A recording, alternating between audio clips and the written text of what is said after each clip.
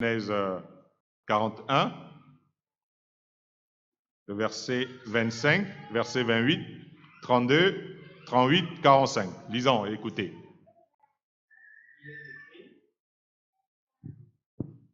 Joseph dit à Pharaon, « Ce qu'a songé Pharaon est une seule chose. Dieu a fait connaître à Pharaon ce qu'il va faire.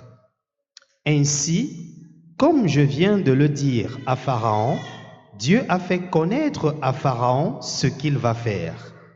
Si Pharaon a vu le songe se répéter une seconde fois, c'est que la chose est arrêtée de la part de Dieu et que Dieu se hâtera de l'exécuter. Et Pharaon dit à ses serviteurs, « Trouverions-nous un homme comme celui-ci, ayant en lui l'Esprit de Dieu ?» Pharaon appela Joseph du nom de Tchaphnath-Païnash et il lui donna pour femme Asnath, fille de Potiphéra, prêtre d'On, et Joseph partit pour visiter le pays d'Égypte. Voilà, merci. Donc voilà la lecture que vous venez de voir. Joseph, qui est quand même hébreu, fils de Jacob, avait été vendu en Égypte. Nous connaissons l'histoire. Dans ce passage, Joseph réalise que Dieu s'est révélé à Pharaon sur ce qui allait se passer dans le monde. Et Dieu remettait le sort du monde à cette époque-là à l'Égypte, qui devait se préparer à soutenir le monde d'alors frappé par une famine mondiale. Pour ceux qui ont lu le livre de Genèse et notamment l'histoire de Joseph. Et Dieu parla à Pharaon plusieurs fois, de plusieurs manières. Notons que Pharaon, qui s'adresse à Joseph, sait très bien que l'Esprit de Dieu existe. Nous venons de le lire. Et que Joseph, l'hébreu, est habité par l'Esprit de Dieu. Vous avez suivi le langage de Pharaon. Pharaon le sait clairement parce que lui-même est habité par l'Esprit de Dieu qui se révèle à lui.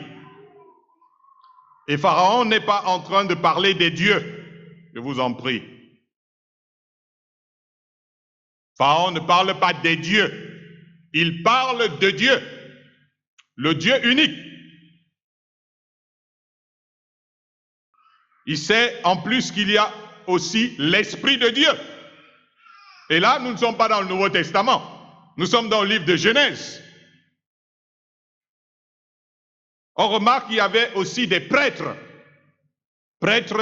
d'un Dieu unique en Égypte. Quand Pharaon réalise que Joseph est un homme de Dieu, il lui donne pour femme la fille d'un prêtre égyptien.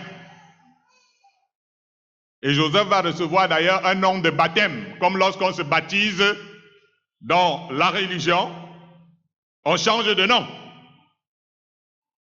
Il lui donne pour femme la fille d'un prêtre égyptien. On voit aussi par là que nos ancêtres connaissaient Dieu. Ils avaient une religion monothéiste, organisée, avec des prêtres, mais des prêtres qui se mariaient et avaient des enfants. Les Hébreux adoraient le Dieu unique en famille, tandis qu'en Égypte, le Dieu unique était une affaire d'État. Là, nous revenons dans cette époque, là nous sommes à l'époque où Joseph, l'époque de Joseph, ils étaient 70. Ils avaient leur Dieu, c'était leur Dieu unique à eux, Abraham, ses fils et tout ça.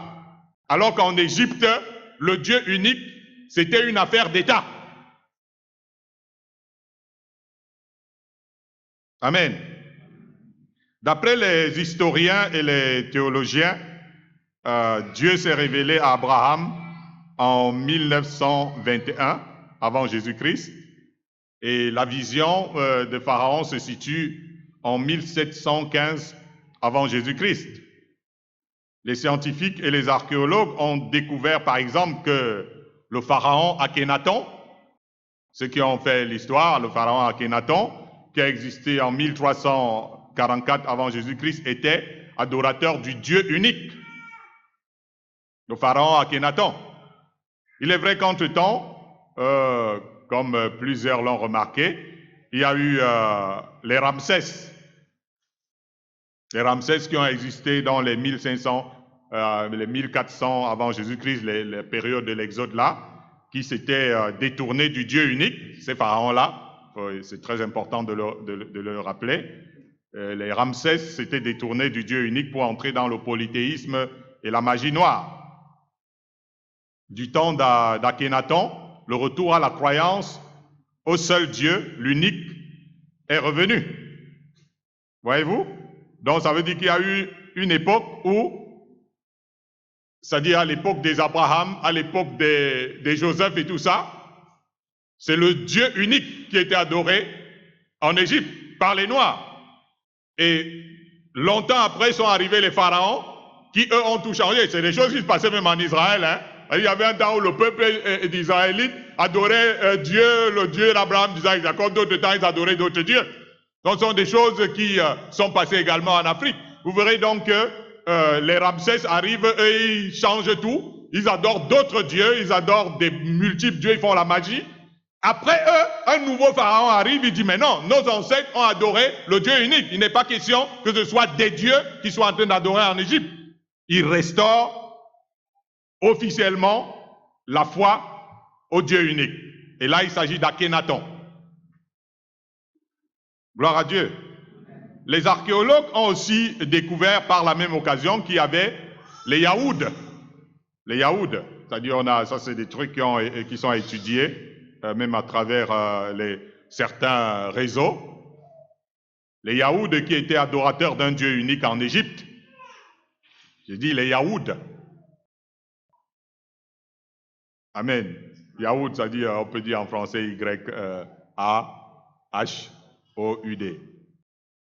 Donc ça, c'est des recherches quand même. Je vous donne ce nom pour que vous alliez faire quelques recherches peut-être sur le net aussi. D'après ces recherches, Yahou est le dieu égyptien primordial de tout leur panthéon.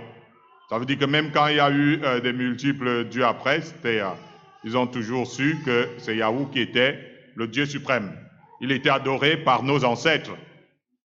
Et les Yaouds étaient ses serviteurs, d'après la même étude. Dans les Yaouds, ils étaient les serviteurs du Dieu unique. Ils étaient, on peut dire, donc dans le vrai. Ils étaient dans le vrai. Et cela a duré puisque nous voyons les fils de Corée.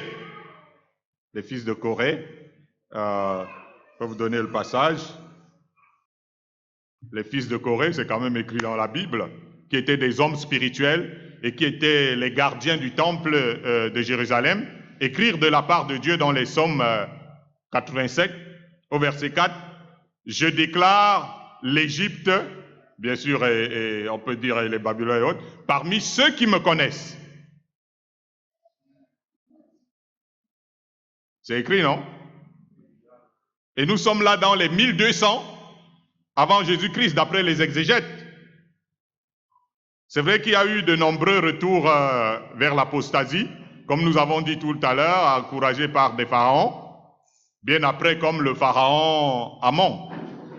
Le pharaon Amon, c'est-à-dire, par exemple, dans le livre de Jérémie, le pharaon Amon, qui a existé dans les 607 avant Jésus-Christ, lui, il a multiplié des divinités en Égypte. Mais on voit bien qu'il était ancré dans le subconscient des Africains l'idée de Yahou. Yahou, le Dieu unique.